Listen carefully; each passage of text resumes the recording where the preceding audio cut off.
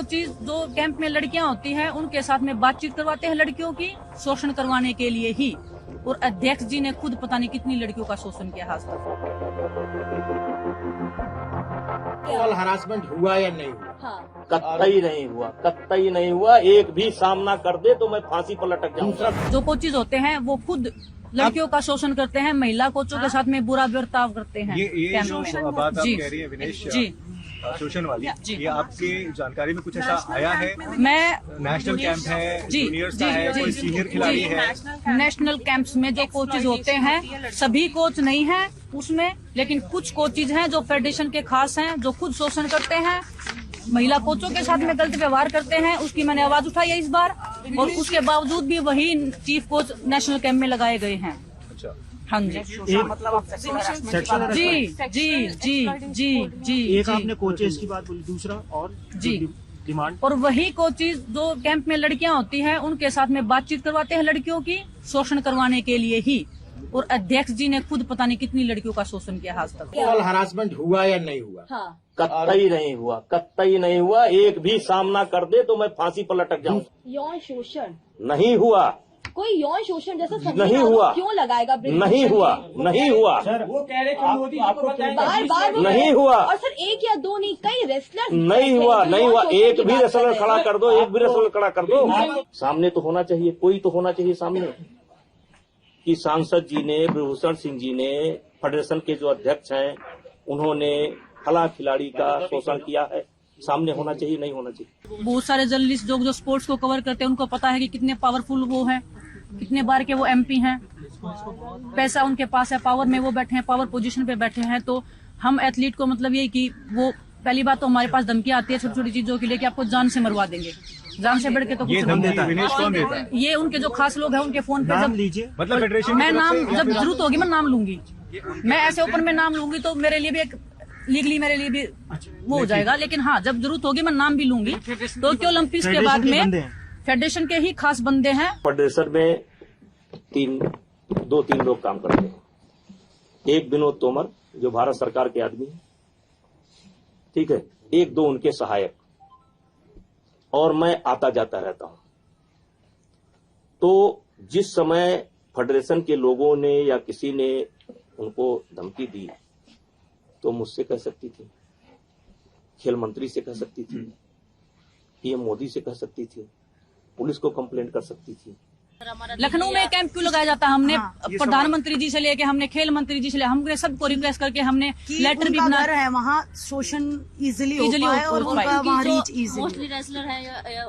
हमारे लिए कहा गया कि लखनऊ में कैंप इसलिए लगाया जाता है कि खिलाड़ियों को घर बुलाया जा सके।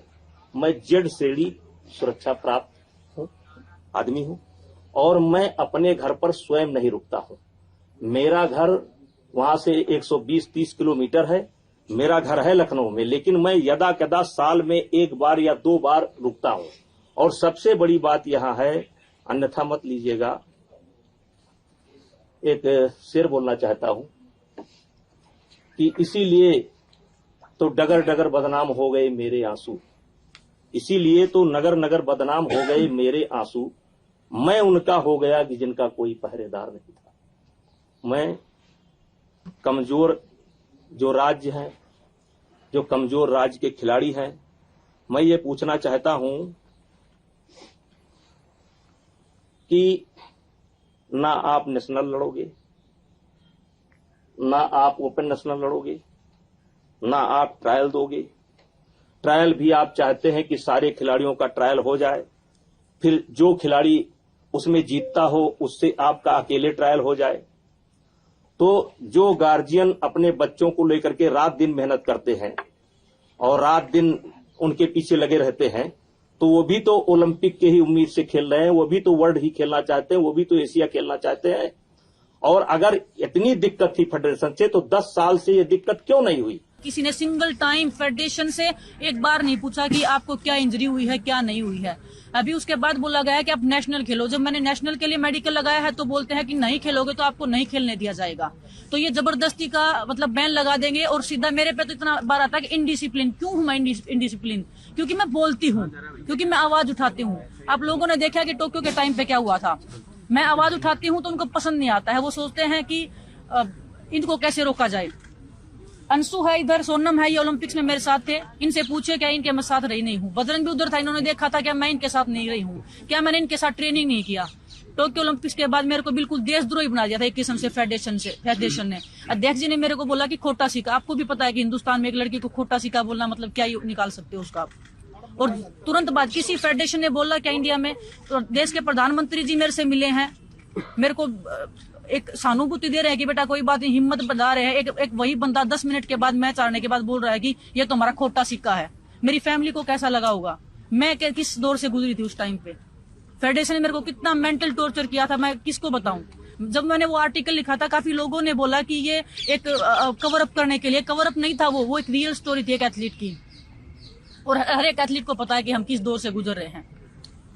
इतना मेंटल टॉर्चर हुई थी कि मैं मरने तक की स्टेज तक चली गई थी। मैं हर दिन खुदकुशी करने की सोच रही थी। क्या मैं अगर मेरे को कुछ हो जाता, मेरी फैमिली क्या करती मतलब मेरे बाद? कौन जिम्मेदारी लेता इस चीज की? और मैं आज भी बोल रही हूँ अगर किसी भी खिलाड़ी को कुछ भी हो गया रेसलिंग में तो प्रेसिडेंट, देश जो हमारे रेसलिंग प्रेसिडेंट है वो जिम्मेदार रहेंगे, हमारी फेडरेशन जिम्मेदार उस चीज की। हम इतना मेंटल टॉर्चर है। बजरंग मेरे को बोलते हैं कि मेंटली वीक है। मैं मेंटली वीक नहीं हूँ। मैं 10 सालों से मैं सीनियर में खेल रही हूँ। उसके बाद भी मेरे को बोल दिया जाता है कि हाँ चलो इसका तो मेंटल स्टेटस ठीक नहीं है। इसको तो बहुत गुस्सा आता है। मेरे को गुस्सा नहीं आता। मेरी फैमिली से पूछो। जब मेरा जिस रेसलिंग को मैं 5 साल से जब 5 साल की थी मैं तब से मैं लड़ रही हूँ। उस रेसलिंग को मैं जीतती हूँ हर दिन। अगर वो रेसलिंग में से कोई छीनने की कोशिश करता है मेरे को गुस्सा उस टाइम पे आता है। भाई साहब, कॉमनवेल्थ की ट्रायल हो रही थी और ऐसी स्थिति थी, उस कैसेट को उठा करके देख लीजिए। मैंने उस लड़की से जाकर के बोला बेटा देखो मैं देख रहा हूं कि तुम्हारा पॉइंट है, लेकिन अगर तुम बड़े खिलाड़ी हो तुम थोड़े दिन सब्र कर लो, नहीं तो ये मेरे ऊपर आरोप लगा देगी कि मैंने जानबूझ करके हरवा दिया। एक पॉइंट से जीत करके कॉमनवेल्थ गई है। मेरे को 2 साल के लिए बैन कर रहे थे इनडिसिप्लिन में, जबकि मेरा कोई गलती नहीं था। अगर मेरा गलती था, मैंने सिंगलेट पहना था, वो भी क्या उस सिंगलेट पे विनेश नहीं लिखा था? क्या उस सिंगलेट पे तिरंगा नहीं था? क्या उस सिंगलेट पे इंडिया नहीं लिखा था? इतना जो हमारा किट होता है वो इतना 0 क्वालिटी का होता है कि हम उसको पहन के कंफर्टेबली फील नहीं करते, तो मैट पे क्या ही रेसलिंग करेंगे। और मेंटल कितना वो होता है कि हम अगर अच्छे से कॉस्ट्यूम नहीं पहन रहे, हमारी फैमिली देख रही है अच्छे से किट नहीं पहन रहे हैं, तो मैंने सिर्फ वो सोच के कि ओलंपिक्स में आई हूँ, मेरे माइंड में 1% कहीं पे ये नहीं होना चाहिए कि ये हो रहा है, सिर्फ मेरा रेसलिंग पे फोकस होना चाहिए। इस करके मैंने वो कॉस्ट्यूम पहना था। विनेश फोगाट से मैं पूछना चाहता हूं कि ओलंपिक का जब एक ड्रेस होता है जो मान्यता प्राप्त होता है, तो क्या मजबूरी थी कि आप एक कंपनी का कॉस्ट्यूम पहन कर खेल रही? मिसबिहेव किया था आपने क्या जब वो मिलने आई थी आपसे? हमने उसको इतना सपोर्ट किया है, उतना सपोर्ट किया है उसको, इतना सपोर्ट किया है कि हारने के बाद भी मैंने उसको सपोर्ट किया है, उससे खोज करके जाकर के मिला। उन्होंने ये कहा है कि वो कॉस्ट्यूम खराब था इसलिए मैं फोर्स थी वो पहनने के लिए। और उन्होंने ये भी कहा कि आपने उनको बोला खोटा सिक्का। हाँ, और बहुत बहस भी हुई। नहीं, कुश्ती हारने के बाद वो मुझसे मिली थी, मैंने उसके सर पर हाथ रखा, चलो बेटा कोई बात नहीं है, परेशान होने की जरूरत नहीं है। बजरंग पूनिया की जब कुश्ती थी तब मैंने बजरंग पूनिया को बकअप किया। मेरा दुर्भाग्य है या सौभाग्य है कि हर खिलाड़ी को मैं पर्सनली मिलकर के बकअप जरूर करता हूं, कुश्ती के पहले भी और कुश्ती के बाद भी। और विनेश फोगाट को मैंने जब कुश्ती हार गई थी तो इसलिए जाकर के मिला था और उससे मैंने कहा था कि चलो परेशान होने की कोई बात नहीं, नसीब में नहीं। इसी विनेश फोगाट को जब वहां उस ओलंपिक में वहां जिसमें इसका चोट लगी थी रियो ओलंपिक में, ये रो रही थी और इससे ज्यादा मैं रो रहा था। दुर्भाग्य है मेरा, किसी बहुत बड़े आदमी का हाथ भी है। आपको लगता है साजिश है? आपको लगता है साजिश है? हाँ, बहुत बड़ी साजिश है। कौन लोग हैं साजिश के पीछे? कोई उद्योगपति है सर, कौन है वो बड़ा आदमी? कोई उद्योगपति।